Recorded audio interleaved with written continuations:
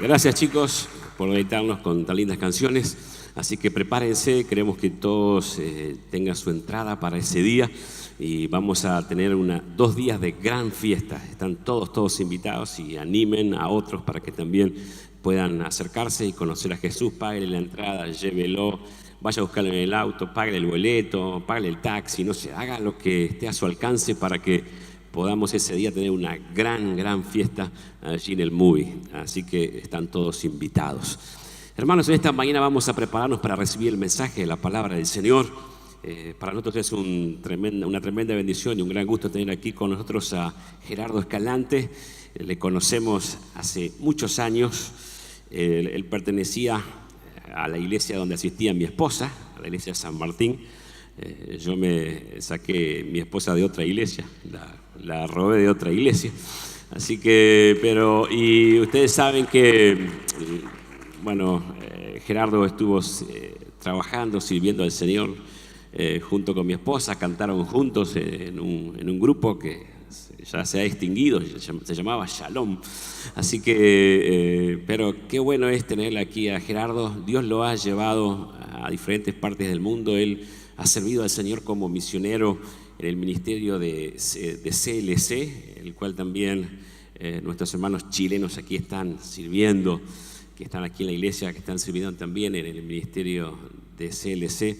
Y Dios lo ha llevado a otras partes del mundo y hoy Él está coordinando el trabajo de CLC a nivel mundial. Y para nosotros es un privilegio, una bendición tenerle aquí con nosotros. ¿Qué le decimos a nuestro hermano? Bienvenido. Él va a estar compartiendo el mensaje, la palabra del Señor. Así que Gerardo, adelante. Que el Señor bendiga tu vida, que el Señor te guíe y que en esta mañana Dios pueda hablar a nuestros corazones. Vamos a disponer nuestros corazones para recibir la palabra de Dios para nosotros. Amén. Bienvenido. Recuerde que la Biblia dice no robarás. Así que no es un muy buen consejo andar robando hermanas de otras iglesias. Pero no, la verdad que creo que en eso lo dirigió el Señor, ¿no? En muchas otras cosas, pero en eso definitivamente el Señor lo dirigió muy bien. Así que Alexis, creo que el Señor te guió, te dirigió, ¿no? Así que te vamos a perdonar esa falta. El Señor les bendiga, hermanos. Es una alegría tremenda estar con ustedes en esta mañana. Necesito mis lentes. Antes no los necesitaba, ahora sí. Estamos con mi familia sirviendo en el ministerio de CLC. CLC, ustedes conocen, es no solo una librería, sino que es una organización misionera. Trabaja en alrededor de 50 países. No solamente tenemos librerías, sino que editamos libros en 24 idiomas diferentes alrededor del mundo. Tenemos alrededor de 700 obreros misioneros trabajando en la distribución de literatura en diferentes áreas. Y es un gozo, es una alegría ver el avance del Evangelio, ver cómo el Señor está usando la iglesia. Es increíble, iglesia como la de ustedes aquí en el Cordón, el Señor está usando para impactar las naciones. Y eso es tremendo, me llena de gozo verles, ¿no? Estoy seguro que ustedes tendrían la oportunidad de congregarse en muchos otros lugares, pero el Señor los trajo en esta mañana aquí. Y eso es algo precioso porque el Señor se está moviendo de una manera interesante, ¿no? Una manera sobrenatural en medio de nosotros. Abramos nuestras Biblias en el libro de Ezequiel, capítulo 37.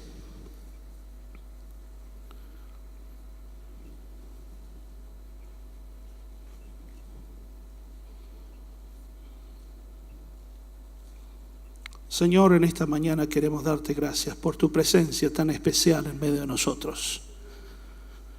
Sabemos que tu Espíritu está con nosotros, Señor. Sabemos que tú estás porque lo has prometido de esa manera, Señor.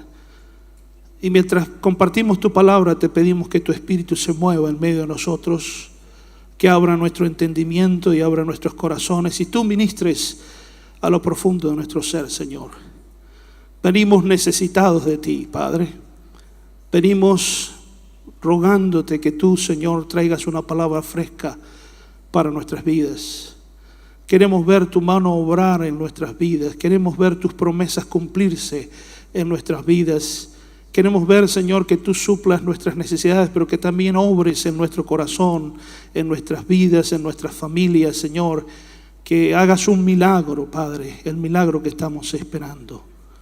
Señor, en esta mañana pedimos que tú, Señor, de una manera especial te manifiestes y al salir de este lugar, Señor, podamos salir con una visión totalmente diferente de la vida y de lo que tú tienes para nosotros. En el nombre precioso de Jesús. Amén. Vamos a leer los primeros versículos de este pasaje ya muy conocido por nosotros. Capítulo 37 de Ezequiel, versículo 1. Dice así, estoy leyendo la Nueva Traducción Viviente. El Señor puso su mano sobre mí y fui llevado por el Espíritu del Señor hasta un valle que estaba lleno de huesos. El Señor me condujo por entre los huesos que cubrían el fondo del valle. Estaban desparramados en el suelo por todas partes y completamente secos. Yo no sé usted, pero creo que muchos de nosotros, por lo menos en mi vida, en más de una ocasión he tenido, o Dios me ha pedido ir a un lugar donde no quiero ir. O probablemente estar en una situación donde usted no quiere estar. Recuerdo cuando mi esposa y yo salimos de misioneros, fue un poco de lucha y conflicto con Dios, ¿no? Porque a veces Dios tiene un plan para nosotros y nosotros tenemos otro plan para nosotros. Y generalmente es ahí cuando se dan los conflictos. Nuestro plan no coincide con el plan de Dios y nosotros no nos damos cuenta que estamos perdiendo una gran oportunidad de obedecer a Dios, seguir sus planes y entender que Él tiene un propósito para nosotros, no solamente para hoy, sino para la eternidad. La palabra de Dios dice que Dios nos conoce aún desde el momento en que somos creados, desde el momento en que somos engendrados, desde el vientre de nuestra madre. Y la verdad es que Dios no solamente nos conoce, sino que Dios también ha hecho un plan, ha preparado un plan para cada uno de nosotros. Y el vivir de acuerdo con el plan de Dios, el caminar en el plan de Dios es parte de nuestra experiencia con Dios. Cuando nos acercamos a Él, entendemos que Él tiene cosas mayores que las que nosotros podemos planear o pensar para nosotros mismos. Entendemos que Él nos lleva a lugares que aunque en una primera instancia no nos gusten, son los mejores lugares donde podemos estar. El mejor lugar donde usted y yo podemos estar es en el centro de la voluntad de Dios. Y cuando pensamos en la vida de los profetas en el Antiguo Testamento, tenemos que entender que probablemente este conflicto era algo que vivían a diario, porque los profetas eran llevados a situaciones donde ellos no querían estar, a pueblos que tenían que hablarles del juicio y del amor de Dios que ellos no querían hablarles. Recuerden Jonás.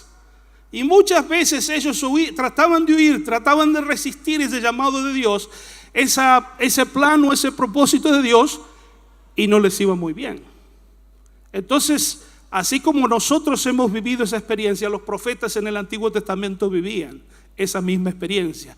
Y cuando el Espíritu de Dios venía sobre ellos para llevarlo a algún lugar, seguramente tenían que lidiar primero con sus propias dudas, con sus propios conflictos, con su propia incredulidad. Y un poco es lo que seguramente pasaba con Ezequiel. ¿A quién le gustaría ser llevado a un cementerio? Si usted se levanta de repente muy espiritual una mañana, ora a Dios y le dice, Señor, guíame este día, y Dios le pone a usted el propósito o la comisión o la tarea, ve al cementerio central a predicar el Evangelio. Seguramente usted rechazaría esa idea. No, esa idea no es de Dios. Eso no puede venir de Dios. No tiene sentido. Parece que algo no coincide. Pero la verdad que en este caso Ezequiel era un hombre guiado por el Espíritu, un hombre que Dios en alguna manera especial manifestaba su Espíritu y lo llevaba a lugares que aunque parecían un poco irracionales, un poco incoherentes, eran los lugares donde Dios quería que este siervo estuviese. Y es así entonces que Ezequiel, guiado por el Espíritu, Dios lo lleva en el Espíritu hacia el valle de huesos secos. Qué diferente sería la vida hoy en día si nosotros nos dejáramos guiar más por el Espíritu. Imagínense si Uruguay o Montevideo estuviera lleno de profetas, hombres y mujeres de Dios, guiados por Dios, que pudieran ir a los centros de estudio llenos del Espíritu Santo y tener un mensaje para esa gente. O ir al Parlamento, ir al Palacio Legislativo, ir a los lugares de trabajo, y en cada uno de esos lugares de trabajo esta gente, hombres y mujeres llenos del Espíritu Santo de Dios, tuvieran un mensaje, tuvieran una manera, un estilo de vida diferente que los demás quisieran adoptar. Que la sola presencia de estas personas inspirara a otros a venir a Jesucristo. Qué diferente sería. La Biblia nos dice, nos alienta, nos anima a vivir en el Espíritu. Solo que hoy por hoy tenemos que luchar en nuestras mentes con toda esa serie de ideas y conceptos, y muchas veces tenemos que luchar incluso con nuestros conceptos de Dios, con lo que creemos que Dios puede hacer y lo que creemos que Dios nos puede hacer. Tenemos que luchar con nuestros propios planes, porque de nuevo, Dios puede estar diciéndonos unas cosas, pero nosotros pensando otras. Mis queridos hermanos y hermanas, no desperdiciemos el tiempo y el lugar donde Dios nos ha puesto. Porque ahí donde Dios nos tiene, Dios quiere manifestarse. Dios quiere que seamos testimonio de Él. Dios quiere que seamos hombres y mujeres llenos del Espíritu Santo. Que podamos inspirar a otros a conocerle. Que podamos inspirar a otros a confiar en Dios. Es allí donde Dios lo tiene, probablemente. Aunque usted esté luchando, esté tratando de salir, es ahí donde Dios lo tiene para enseñarle algunas cosas. Y así el profeta entendió, que tenía que estar en un lugar donde él probablemente, como dije anteriormente, no quería estar. Un valle de huesos secos. En otras palabras, un cementerio. Ahora, cuando él fue llevado por el Espíritu a este valle, Ezequiel vio que todo el valle completamente estaba lleno de huesos. No esqueletos formados, sino que estaban huesos desparramados por todos lados. Huesos secos completamente. Quiere decir que habían perdido toda su capacidad, estos huesos, de alguna manera, de estar integrados, de estar formando, aunque sea un esqueleto. No tenía ninguna manera de orden, no tenía ninguna forma de orden. Era una catástrofe. No solamente eran esqueletos desparramados. Recuerden que para la cultura de aquel tiempo el ser sepultado era algo muy importante. Entonces encontrar un valle lleno de huesos, miles de huesos que no habían sido sepultados, era también una afrenta. Era la situación probablemente más desastrosa, más penosa a la que el profeta o cualquiera de aquel entonces podía tener que enfrentar. En su vida y en mi vida muchas veces tenemos que enfrentar situaciones difíciles. Y yo quisiera animarlo a pensar en la situación más difícil, más complicada que usted tuvo que enfrentar en su vida. La más penosa, quizás la pérdida de un ser querido, quizás la división de una familia, quizás una situación de trabajo, cualquiera sea la más difícil, la más complicada. Eso era precisamente lo que Ezequiel estaba viendo. El pueblo de Israel en aquel tiempo estaba en cautividad en Babilonia. Las cosas no se veían muy bien. No solamente parecía que Dios los había abandonado, sino que no había esperanza. Y hay un refrán popular que dice: si se pierde la esperanza, ya se pierde todo. Y es cierto, hay mucha gente sin esperanza. Recuerdo hace un tiempo atrás visitando nuestros hermanos en Venezuela, y uno de los problemas cuando ellos estaban ahí enfrentando todas las vicisitudes, los problemas, las necesidades, las carencias que todos conocen ahí en Venezuela, era cómo darles esperanza, cómo darles ánimo, cómo ayudarlos a pensar que esto no era el final de las cosas, que Dios tenía algo mejor, que había un plan trazado por parte de Dios que era para la victoria, no era para todo el desastre que estaban viendo. ¿Cómo animar a esa gente? ¿Cómo darles esperanza? Sin duda no era una tarea humana, era algo que solamente el Espíritu Santo podía hacer. Entonces el pueblo de Israel estaba sin esperanza, estaba sufriendo el cautiverio. Uno de los salmos nos relata un poquitito acerca de la situación y de cómo ellos se sentían, cómo el pueblo de Israel se sentía. Dice que habían colgado sus arpas. Ya no tenía el motivo para alabar a Dios, no tenía el motivo para agradecer a Dios, no tenía el motivo para cantar. Y el pueblo de Israel era un pueblo que le gustaba la farra, ¿no? Un poco, por así decirlo, pero le gustaba cantar, le gustaba la música. Imagínense cómo sería, cómo se sentirían ellos cuando ni siquiera tenían ganas ni deseos de cantar. El pueblo de los babilonios le decían: agarren sus arpas, cobren un poco de ánimo, canten alguna de esas canciones que ustedes cantaban a Dios. Pero ellos no tenían deseos de cantar. ¿Alguna vez en su vida ha enfrentado situaciones como esa? ¿Ha vivido circunstancias que le han robado hasta el deseo de orar, el deseo de alabar a Dios? ¿Le han robado la esperanza? ¿Le han robado la confianza que Dios está en control? ¿Verdad que sí? Se da muy seguido. Pero eso no es todo. Dice el versículo 3. Luego Dios le preguntó: hijo de hombre, ¿podrán estos huesos volver a convertirse en personas vivas? Ahora, si el mensaje era un mensaje que Dios tenía para el pueblo de Israel, ¿no era suficiente simplemente con ir y comunicar el mensaje? ¿No era suficiente tarea para el profeta ir y decir lo que Dios le había dicho? ¿Por qué Dios le dice: tú crees? ¿Por qué Dios le pregunta: tú crees que esto es posible?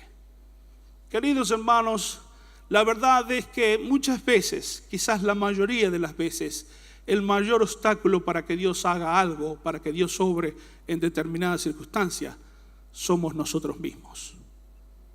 Nuestra incredulidad. Puede ser que estemos sentados en los bancos de nuestras iglesias por años, pero hemos dejado de confiar en Dios. Hemos aprendido que muchos de los problemas que tenemos los podemos resolver por nosotros mismos. Hemos aprendido que la fe quizás no es tan necesaria, quizás la fe no es tan importante, porque podemos resolver los problemas sin la necesidad de recurrir a Dios. Y es solamente cuando nos enfrentamos a situaciones realmente calamitosas, catástrofes, cosas serias, cuando nos damos cuenta que solamente con la intervención de Dios las cosas cambian. Cuando nos damos cuenta que es necesaria la fe y la confianza en el Señor para dejar de mirarnos a nosotros mismos y comenzar a mirar a Dios. Hijo del hombre, ¿crees? La iglesia primitiva en el libro de los Hechos capítulo 11 estaba orando porque Pedro había sido encarcelado por Herodes. Y estaban orando fervientemente porque era una oposición clara, evidente hacia los planes de Dios y hacia el mensaje de la iglesia primitiva de que Jesucristo era el Señor y era el Rey. Y la iglesia, dice el pasaje, estaba orando fervientemente por la liberación de Pedro. Pues bien, el Señor milagrosamente a través de los ángeles libera a Pedro. Y Pedro llega por la noche a una de estas casas donde un grupo pequeño estaba reunido orando para que él fuera liberado. Golpea la puerta, insiste golpeando la puerta, sale una joven llamada Rod y como que escucha que del otro lado, ni siquiera abre la puerta, pero escucha del otro lado: ¿quién es? Pedro, y sale corriendo hacia el resto, hacia la casa, dentro de la casa, a decirle al resto de la gente: es Pedro. Y entonces se forma un alboroto entre ellos. Y todos comienzan: no puede ser si él está encarcelado. No, pero mire que sí que era Pedro. Estoy seguro. ¿Está segura que es Pedro? Todo un alboroto. ¿Por qué? Porque Dios había respondido la oración que ellos mismos estaban haciendo. Muchas veces Dios responde la oración y ni siquiera nos damos cuenta. E incluso la Biblia nos dice que Dios ha respondido la oración porque Él ha escuchado nuestra oración, ha escuchado nuestro clamor y Dios ya ha enviado la respuesta, pero nosotros no creemos. Muchas veces el mayor obstáculo para ver la obra de Dios en nuestras vidas somos nosotros mismos. Y a menos que creamos realmente en el Señor, a menos que tengamos la confianza absoluta en sus promesas y en su poder para hacer cambios y milagros a nuestro favor, no vamos a ver lo que estamos pidiendo o lo que estamos esperando de parte de Dios. Dios quiere que creamos en Él. Le pregunta el profeta: ¿crees que los huesos pueden tomar vida de nuevo? El profeta le dice: oh Señor soberano. Respondí: solo tú sabes la respuesta. Entonces me dijo: anuncia un mensaje profético a estos huesos y diles: huesos secos, escuchen la palabra del Señor. Esto dice el Señor soberano: atención, pondré aliento dentro de ustedes y haré que vuelvan a vivir. Les pondré carne y músculos y los recubriré con piel. Pondré aliento en ustedes y revivirán. Entonces sabrán que yo soy el Señor. Un mensaje de aliento cuando no hay esperanza. Un mensaje de fe cuando las cosas parecen imposibles. Este es el mensaje de Dios para nosotros, no solo para el pueblo de Israel miles de años atrás, sino para la iglesia del Señor hoy. Es el mensaje de restauración. Hay otro profeta contemporáneo con Ezequiel y es Jeremías. Jeremías tenía un mensaje más de juicio, más de castigo. Ezequiel compartía más un mensaje de restauración, de esperanza, de ánimo. Pero aún así, si buscamos en Jeremías capítulo 29, 11, nos damos cuenta, 29, 10 y 11, nos damos cuenta de lo que la palabra de Dios a través del profeta Jeremías decía desde aquel entonces. Versículo 10: esto dice el Señor está hablando: ustedes permanecerán en Babilonia durante 70 años. ¿A quién le gustaría escuchar ese mensaje de parte de Dios? Usted va a vivir en cautividad como un cautivo, como un esclavo por 70 años. No es una muy buena palabra. No es una palabra que nos llene de regocijo y de ánimo. Pero mire lo que dice después el versículo. Pero luego, siempre hay un después de parte de Dios. Después de esto, dice: vendré y cumpliré todas las cosas buenas que les prometí, y los llevaré de regreso a casa. Todas las cosas buenas que prometí. Ahora, si usted no conoce ninguna promesa de parte de Dios, estamos mal, porque no va a poder reclamar ninguna. Pero cuando entendemos que hay cientos y miles de promesas de parte de Dios que hablan de bendición, que hablan de sanidad, que hablan de provisión, que hablan de que Dios va a abrir la puerta y va a abrir las ventanas de los cielos, que hablan de tantas cosas extraordinarias y maravillosas de parte de Dios, entonces usted tiene algo que reclamarle a Dios.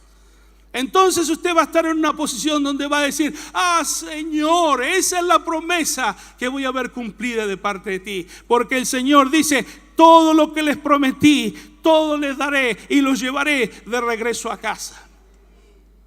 Cuando viajo, probablemente más de 30% de mi tiempo en el año estoy viajando. Y no es que me encanten los aviones. Les digo a mis amigos: no me gustan ni los aeropuertos ni los aviones. Y la mejor parte de mi viaje es el regreso a casa. Ese es el mejor viaje, la mejor parte del viaje que siempre hago, cuando voy de regreso a casa. No importa si son 12 horas, 6 horas o 24 horas de viaje, pero ese es el que me encuentra más alegre, más feliz. Cansado sí, pero regresar a casa para todos nosotros es importante. Porque la casa nos da seguridad, porque en la casa encontramos amor, porque en la casa tenemos todo lo que es familiar a nosotros. Estar fuera de un lugar que no es familiar, estar fuera de un lugar donde no nos conocen, estar en un lugar donde las culturas son diferentes, es frustrante, es difícil. No es el lugar donde nos sentimos más cómodos, pero regresar a casa, eso es maravilloso. Y el pueblo de Israel, aunque iba a vivir 70 años de cautividad, tenía la promesa de parte de Dios que iban un día a ser regresados a casa. Vamos a ser regresados a casa. Pueblo de Dios, vamos a ser regresados a casa. Ahora, cuando ponemos este pasaje en la perspectiva correcta, tenemos que entender que esta no es nuestra casa. Esta no es nuestra casa. Nuestro pasaporte no dice República Oriental del Uruguay, aunque usted esté muy orgulloso con él. Nuestro pasaporte dice reino de los cielos. Somos ciudadanos del reino de los cielos.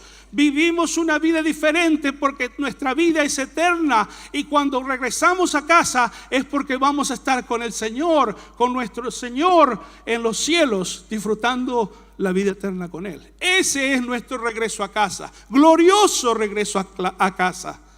Nos dice las Escrituras que estar con el Señor, ahí el Señor va a secar todas nuestras lágrimas, va a sanar todas nuestras enfermedades, nuestro llanto se convertirá en gozo. Qué lugar tan precioso y maravilloso estar con la presencia del Señor, en la presencia del Señor. ¿Cuántos desean estar en la presencia del Señor? Todos nosotros, por supuesto. Entonces este mensaje, sigo leyendo, versículo 11. Pues yo sé, mire lo que dice este pasaje tan extraordinario, muy conocido pero poderoso para nosotros. Pues yo sé los planes que tengo para ustedes, dice el Señor. Son planes para lo bueno y no para lo malo, para darles un futuro y una esperanza. Yo sé los planes que tengo, dice el Señor. Pasarán 70 años de cautividad, pero yo sé los planes que tengo, dice el Señor. No importa el tiempo que pase, los planes de Dios se cumplen. Los planes de Dios se cumplen. Los planes y los propósitos de Dios se cumplen, así como sus promesas. Entonces este mensaje es un mensaje de aliento, es un mensaje también de esperanza. Por supuesto que este mensaje de los huesos secos, huesos sin vida, huesos completamente carentes de vida, también trae un mensaje de alerta, de juicio. Porque muchas veces podemos entender que es la condición en que el pueblo de Israel estaba aún antes de ser enviado a la cautividad. Es la condición, huesos secos, es la condición en la que Jesús encontró a los líderes religiosos cuando Él vino en su ministerio terrenal. En muchas ocasiones se encontró que la iglesia de aquel entonces, los sacerdotes de aquel entonces, que tenían que ser el ejemplo, que tenían que mostrar el poder, el amor, la gracia, la misericordia de Dios en todo lo que hacían, lo único que eran religiosos. Y a ellos Él los comparó con sepulcros blanqueados. Tienen una doble vida. Entonces este mensaje también es un llamado de alerta o llamado de atención para algunos religiosos. Yo sé que en esta iglesia no hay ninguno, pero en algunas iglesias hay religiosos, gente que está sentado en nuestros medios, pero no conocen realmente al Señor. Han estado en la iglesia por mucho tiempo, han servido como líderes, han vivido ahí ellos y sus familias, pero no han conocido a Dios. Lamentablemente en los Estados Unidos, una nación que en un tiempo fue fuertemente protestante y sus convicciones eran basadas en la palabra de Dios, ustedes saben muy bien, ha ido abandonando sus principios. Y uno va a algunas iglesias históricas que en algún momento fueron iglesias fuertes. Bueno, lo mismo está pasando en Europa. Iglesias que fueron fuertes, ahora son lamentablemente lugares como club social, donde la gente se reúne para pasar el tiempo, escuchar alguna meditación, cantar algunas canciones o algunos himnos, pero eso es todo. No hay ningún cambio de vida, no hay ninguna respuesta a lo que Dios les pide a la gente, no hay ninguna relación con el Espíritu Santo. Esas personas lamentablemente no han sabido ni sabrán lo que es ser guiados por el Espíritu. No conocerán lo que es vivir una vida plena en el Señor, tener una relación con Él, recibir la presencia de Dios en medio de cada situación y circunstancia. Eso no pasa. Así que estos huesos secos también en cierta medida nos hacen reflexionar, pensar en los sepulcros blanqueados. Yo no sé si ustedes saben aproximadamente cuántos huesos hay en el cuerpo humano. Hay más de 200 huesos. 206. Si no cuentan los de la mandíbula, porque pueden crecer un poco más, ¿verdad? Ahí serían más de esa cantidad. O sea que hay unos cuantos huesos. No nos vamos a poner a debatir por cuántos huesos hay, ese no es el punto.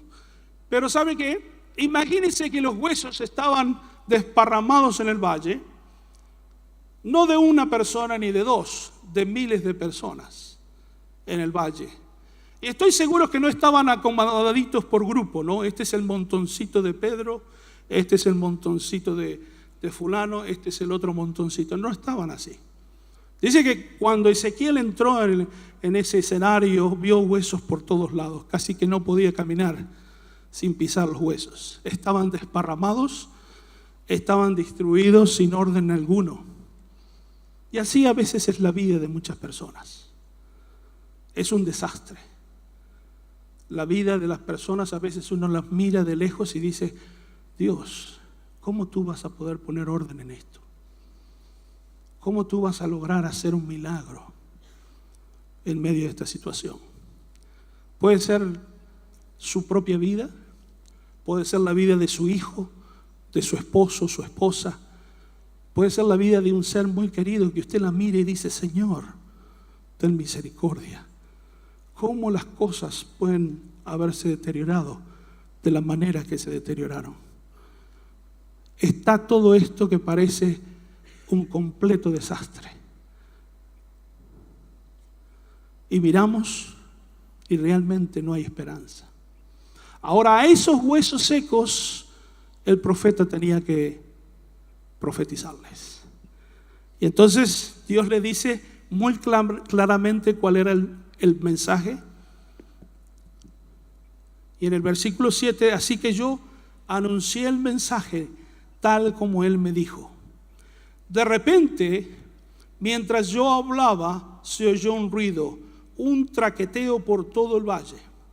Ahora, yo no sé, probablemente uno casi siempre toma el papel de ser muy valiente, ¿no? Pretendemos, especialmente los hombres, de ser muy valientes, ¿no? Porque se supone que tenemos que ser los fuertes, se supone que tenemos que dar la imagen o por lo menos el ejemplo de valor, de coraje. Pero yo tengo que confesarles, si me tocase a mí estar en medio de un valle de huesos secos y de repente empiezo a escuchar un traqueteo, yo milagrosamente desaparezco de ese lugar, ¿verdad? No sé si tendría el valor, pero ¿sabe qué? Dios hace las cosas incluso a pesar de nosotros. Incluso a pesar de nosotros. Ahora, el traqueteo, ¿qué era? Es interesante la nueva versión, la nueva traducción viviente que usa la palabra traqueteo, ¿no? Me parece muy popular la palabra, pero bueno, es la mejor palabra para describirlo, porque de repente comenzó a escucharse un ruido de huesos moviéndose por todos lados. ¿Y qué pasaba? Bueno, de nuevo, los huesos no estaban juntos. No estaban agrupados por montoncitos, los de fulano, los de mengano, no. Los huesos estaban desparramados por todo el valle. Y de repente si la cadera de uno estaba por allá y el fémur estaba por acá, imagínense, tenían que juntarse, ¿no?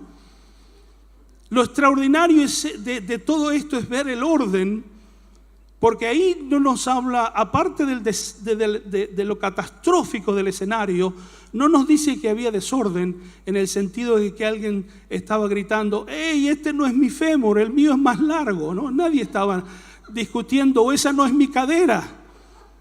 De alguna manera sobrenatural, Dios logró que cada hueso conformase su esqueleto. Cada hueso en su lugar, 200 y tantos huesos, 208, juntándose. No importaba de dónde, y poniéndose todos juntos. Es que Dios tiene esa manera de hacer las cosas. Lo hace con huesos, pero lo hace con personas también. No importa el desastre que sea su vida, no importa lo complicado que sea su situación familiar o su hogar, Dios tiene la capacidad de poner las cosas en su lugar. Y cuando nosotros perdemos la esperanza y no vemos que hay una solución, Dios de nuevo nos sorprende. Y de donde quiera que sea, Él trae lo que tenga que traer para poner las cosas en orden. Hay dos narrativas. Estaba aprendiendo hace no mucho esto, hace unas semanas atrás. Siempre hay dos narrativas. La narrativa número 1 decía lo que veía Ezequiel, los huesos secos. Pero había otra narrativa, la narrativa de Dios, que era lo que Él quería hacer con esos huesos secos en el valle. Y lo que Dios quería hacer era completamente diferente a lo que Ezequiel estaba viendo. Lo que Dios quería hacer era traer todo a su lugar, volver todas las cosas a su posición original y hacer un milagro y mostrar su poder y mostrar su gloria. Probablemente en su vida también hay dos narrativas. Una narrativa es lo que usted ve hoy en día. La otra narrativa es lo que Dios ve de usted como un producto terminado, si así se puede decir. Los 33 mineros en Chile, para ellos había una narrativa, una realidad muy fuerte a miles de metros bajo tierra. Semanas, días pasando, no había esperanza. La narrativa de esa gente era que ellos veían su muerte muy cerca, inminente. No tenían esperanza. Pero mientras ellos veían esa narrativa, esa realidad, en la superficie el gobierno chileno estaba haciendo los esfuerzos que nunca había hecho, probablemente para otra cosa, pero estaba reuniendo ingenieros, mineros de todas partes del mundo, maquinarias de todas partes del mundo, gente que estaba, expertos conocedores del tema de la minería, para rescatar a los chilenos. Dos narrativas, dos formas diferentes de ver las cosas. Entonces, cuando Dios mira lo que yo veo, el desastre, el desorden, probablemente la catástrofe peor que yo pueda estar mirando, Dios lo ve, pero Él lo ve consciente de lo que Él puede hacer y cómo Él puede usar esa situación para acercarnos a Él. Dice más adelante, mientras yo, vamos a leer, el versículo, terminar de leer el versículo 7. Dice, se juntaron los huesos de cada cuerpo y volvieron a unirse hasta formar esqueletos enteros. No se perdió ningún hueso. No se perdió ningún hueso. Mientras yo observaba, vi que se formaron músculos y apareció carne sobre los huesos. Después se formó piel para recubrir los cuerpos, pero aún no tenían aliento de vida. Poco a poco los esqueletos se formaron. Esos esqueletos comenzaron a recubrirse de tendones, de carne, de piel, músculos. Todo estaba en orden, todo estaba muy bien. Pero faltaba algo. Faltaba el aliento de vida. Faltaba el Espíritu de Dios. De nuevo, todo parece a veces muy bien, pero si no está el Espíritu de Dios, si no está la presencia de Dios, si no está Dios manifestando su poder, las cosas no están bien. Debemos de ver cada situación como una oportunidad para que Dios se glorifique. No para que nosotros seamos glorificados. En esos huesos llenos de carne y de piel, probablemente no había mucho para que Dios se glorificara. Pero cuando esos huesos recibieron el aliento del Espíritu de Dios, dice que cobraron vida. Y dice la Biblia que fue como un gran ejército, un poderoso ejército, dispuestos a la batalla, listos para la batalla. ¿Por qué? Porque había aliento de vida en ellos.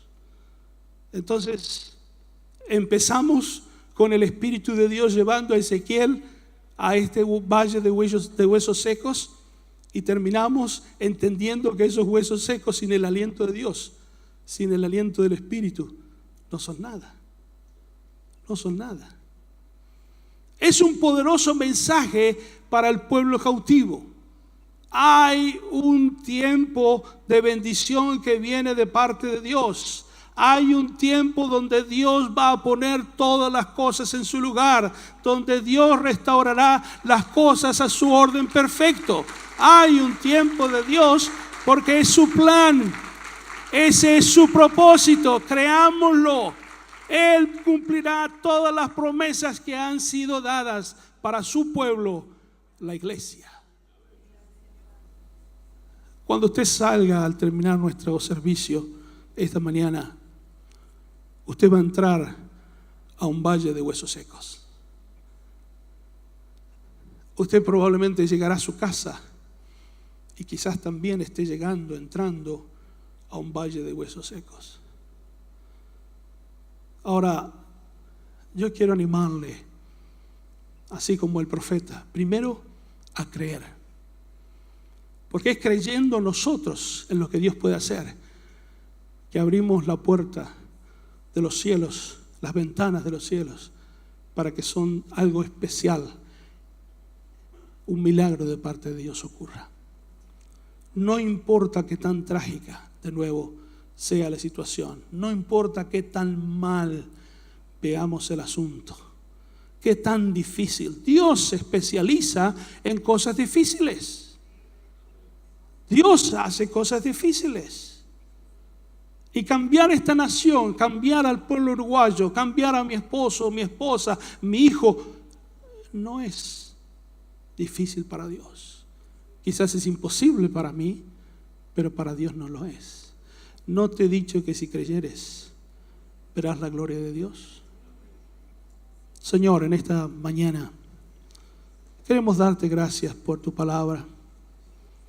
Porque entendemos, Señor, en primer lugar que tú tienes un plan y un propósito muy por encima de lo que nuestros ojos puedan ver, Señor, de lo que nuestros planes puedan pensar. Tú tienes algo superior. Y así como le mostraste a Ezequiel un mensaje que tenía que ser un mensaje de aliento, de ánimo para el pueblo de Israel que estaba cautivo, queremos recibir ese mismo mensaje para nuestras vidas en el día de hoy, para nuestra situación familiar, para nuestra situación de trabajo, para las circunstancias en este país, Señor, tan difíciles, a veces tan complicadas. Y que cuando miremos las cosas no sucumbamos ante la duda, pensando, Señor, ¿quién va a poder cambiar todo este desastre? Toda esta catástrofe. Señor, tú tienes el poder suficiente. Tú eres más que poderoso para poner las cosas en su lugar y para que tú seas glorificado. Danos a nosotros el poder y la confianza para creer en ti. Danos la seguridad de tus promesas, de que son verdad, de que son eternas. Y no importa cuánto tiempo pase, ninguno de nosotros quisiera esperar 70 años, pero si ese fuese el caso, Señor, aún tu promesa se cumple. Que no veamos el cumplimiento de tu promesa como algo tardío, sino como algo a su tiempo. Alienta nuestro corazón para confiar en ti, Señor. Danos la seguridad de que tú estás a nuestro lado. Aunque no veamos nada con nuestros ojos naturales, tú estás moviendo en los cielos todo tu poder, toda tu gloria para actuar e intervenir a nuestro favor. Señor, queremos confiar en ti. Queremos ver los milagros en nuestras vidas, porque sabemos que tú puedes hacerlo. Confiamos, Señor, en tu poder.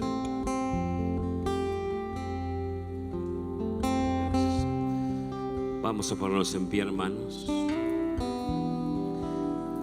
Dios le dijo al profeta: profetiza vida.